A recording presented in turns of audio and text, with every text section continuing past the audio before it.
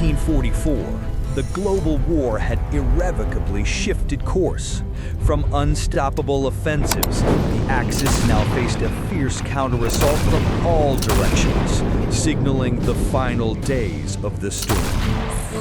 Before D-Day, U.S. paratroopers boarded a near-suicidal mission that could shift the war's fate. Thousands of paratroopers dropped into Normandy to disrupt German supply lines and spread chaos, despite danger and dispersion. Meanwhile, on the rough waves of the English Channel, tens of thousands of other Allied soldiers awaited the fateful landing moment. At Omaha Beach, American forces suffered heavy losses due to treacherous terrain and strong German defensive fire. Every meter gained came at a bloody price, but the Allied will to advance was unshakable.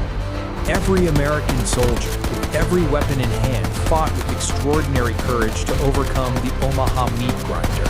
To break through fortified positions, U.S. soldiers had to employ every tactic, from hand grenades to specialized explosives, eliminating every enemy strongpoint. Amidst the firestorm, brave medics defied danger, racing against death to save fragile lives, and the timely communication was vital. Liaison officers risked their lives to maintain the information lifeline, ensuring coordination between units. From the formidable fortifications of the Atlantic Wall, German soldiers unleashed relentless firepower. They were determined to hold the line at all costs.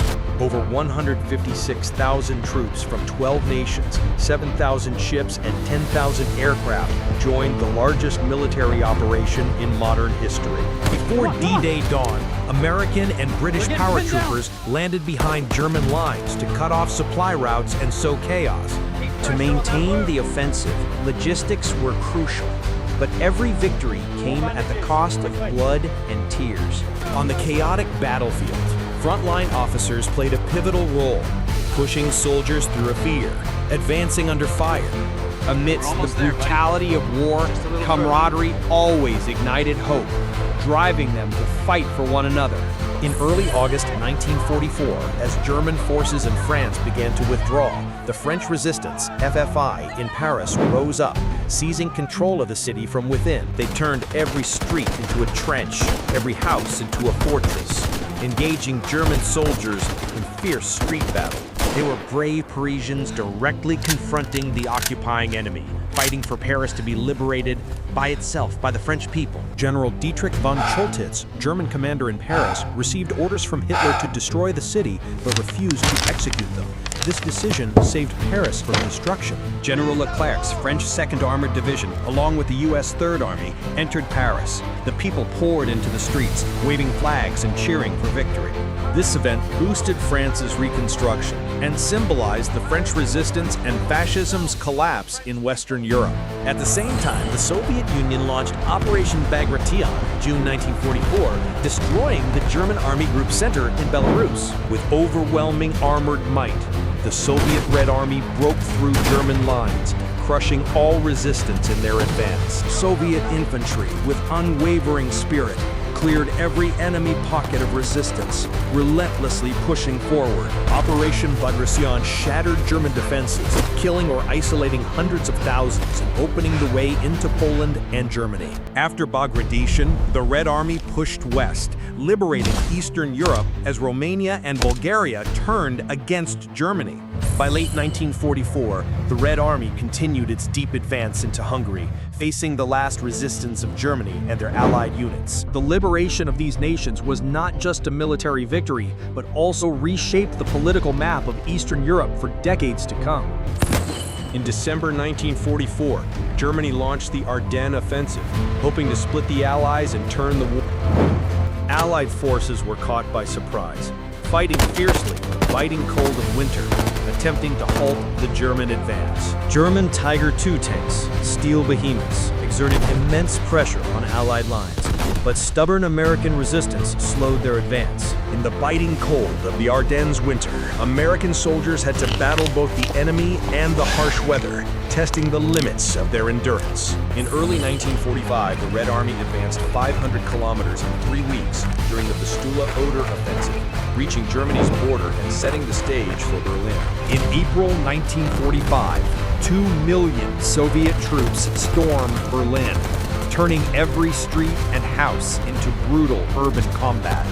In ruined Berlin, each building became a battlefield as the Red Army cleared resistance with assault tactics. To break through fortified pockets of resistance, the Red Army employed immense artillery power, reducing buildings to rubble. In urban combat, every soldier became a tank hunter, using grenades and bazookas to destroy German armor. As Berlin fell, German troops, including teens and militias, fought desperately with no hope of retreat. Even in the final hours, German forces launched sporadic counterattacks, inflicting significant casualties, demonstrating extreme tenacity. The Battle of Berlin became brutal, close combat, testing courage and survival to the limit. While intense fighting raged above ground, millions of Berlin civilians lived in utter terror, hiding in shelters, praying for an end. On April 30, 1945, the Soviet flag rose over the Reichstag, marking the Nazi regime's collapse. On the same day the victory flag flew, Adolf Hitler, in final desperation, committed suicide in his bunker, ending his bloody reign. On May 8, 1945, Nazi Germany surrendered unconditionally, sparking celebrations worldwide. It was Victory in Europe Day, VE Day, concluding the most devastating war on the old continent. On the same day victory in Europe was declared, Nazi Germany officially signed the instrument of unconditional surrender, ending a brutal era. Advancing into Germany, the Soviets discovered the Nazi regime's worst crimes at Auschwitz.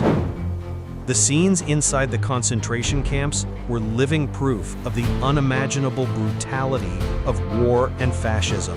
Across Europe, Western allies also discovered other horrific concentration camps, exposing the full truth of the genocide. After Guadalcanal, the U.S. used island hopping to seize key islands and advance toward Japan, bypassing lesser strongholds. At Saipan, June 1944, U.S. troops faced fanatical resistance as Japanese soldiers and civilians chose death over surrender. In desperation, Japanese troops launched night banzai charges, refusing to surrender. The Battle of the Philippine Sea, or the Great Mariana Turkey Shoot, destroyed Japan's air power and veteran pilots. After this battle, Japan's navy lost its strength and could no longer launch major operations. U.S. naval air power proved decisive in the Pacific, with carriers launching hundreds of aircraft to strike the enemy. The Battle of Peleliu, September 1944, was a brutal, costly fight with limited strategic value. The October 1944 Battle of Leyte Gulf, history's largest naval clash, shattered Japan's navy beyond recovery.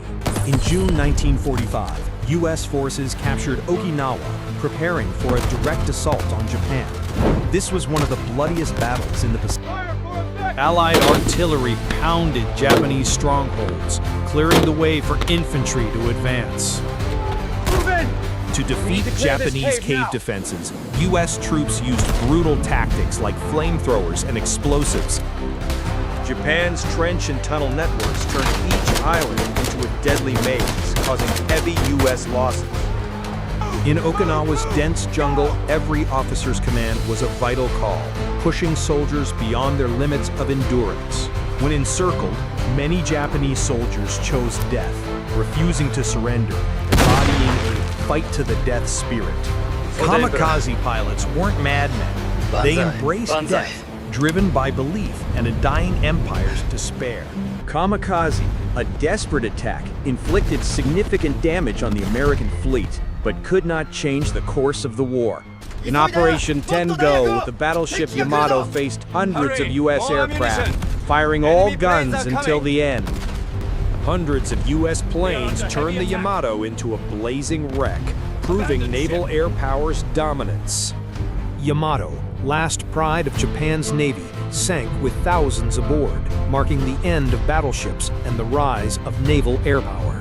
Before the atomic bombs, U.S. Air Forces relentlessly bombed Japanese cities, destroying infrastructure and weakening the will to resist. The Japanese military tried to defend with all remaining resources, but could not stop the large-scale U.S. air raids.